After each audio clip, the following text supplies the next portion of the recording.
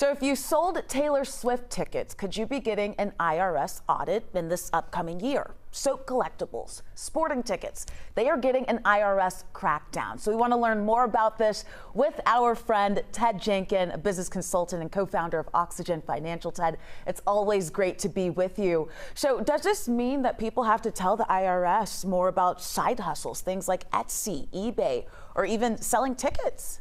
Well, Faith, it's good to see you, and this is absolutely right. It's a big-time consumer alert this tax season, because if you sell on Etsy, eBay, you resell your season tickets. The IRS is now implementing a policy they started a couple of years ago, and it required all third-party providers like Venmo or PayPal to report goods and services sold by a user of more than $5,000. Now, this just means that if you did more than $5,000 of sales on eBay or Etsy or selling those Taylor Swift tickets, which you certainly could, it's a possibility that you may owe taxes to the IRS.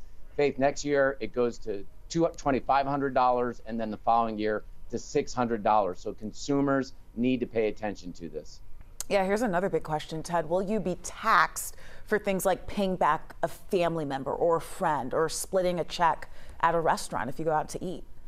I know when people hear these IRS rules, they get really freaked out, especially if they're going out to dinner, because so many people use apps like Zelle or Venmo or PayPal. But if you're paying back friends or family for something like going out to dinner, you're not going to owe any money to anybody else, things like shared trips. But not only Etsy, if you do something like short-term rentals or long-term rentals on Airbnb, you might owe taxes as well. So the new rule was to try to take out the cheats, the people that were making all the money selling stuff and they just weren't reporting it on their tax return.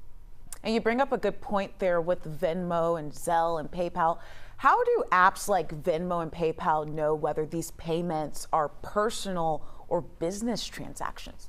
Well, Faith, they started a couple years ago, Venmo and PayPal did, by telling their users that either go in there and tag this as a business transaction or tag it as a peer-to-peer transaction. And almost every type of cashless app that you use will give you the opportunity to either say this is a business deal or it is a personal deal. So there's not really like a new tax to all this. It's just that you've got to be smarter when you're using this cashless apps to report what it was for. Did you give money to a friend because you shared a vacation, or did you give money to a friend because you rented out their Airbnb? Those are two very different kinds of money, Faith. Yeah, you definitely want to make sure you're following the rules so you don't get caught if you do get audited. Right. Ted, what is the number one thing consumers should be doing right now? Well, I'm going to tell people the golden rule, which is constantly make a separation between church and state. And if you have a business, my recommendation is to set up an LLC, something that will protect you, get a separate bank account, get a separate credit card, because Faith, if you do get audited, and you're using everything on your personal card, how are you going to tell the IRS that it was a business expense? So separate your business from your personal expenses is the safest way to deal with the IRS, in my view.